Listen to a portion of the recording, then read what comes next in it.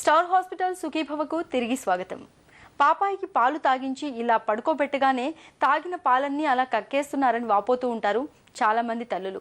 ఇలా పాలన్నీ కక్కుతుంటే పసిబిడ్డ ఆకలి తీరదని, ఎదుగుదల సరిగ్గా ఉండదని మదన పడుతూ ఉంటారు. నిజానికి పసిబిడ్డకు పాలు పట్టగానే వెంటనే పడుకోబెట్టకూడదని చెబుతారు డాక్టర్లు. ఎందుకో ఏమిటో ఇప్పుడు తెలుసుకుందాం. పసిబిడ్డకు పాలు తాగించిన వెంటనే ఉయ్యాలో గాని పక్కలో గాని పడుకోబెట్టకండి.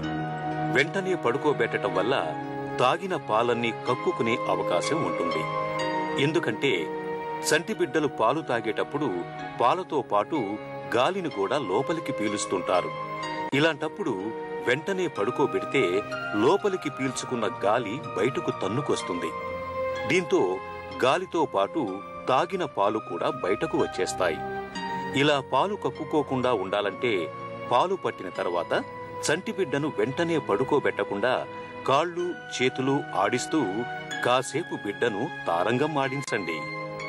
పాపాయిని భుజంపై వేసుకుని నెమ్మదిగా వీపు మీద తడుతూ ఉండండి. ఇలా చేయటం వల్ల పాలు కిందకు గాలి పైకి చేరి వాంతి అవ్వకుండా ఉంటుంది. తాగిన పాలు పిల్లలకు వంటబడతాయి.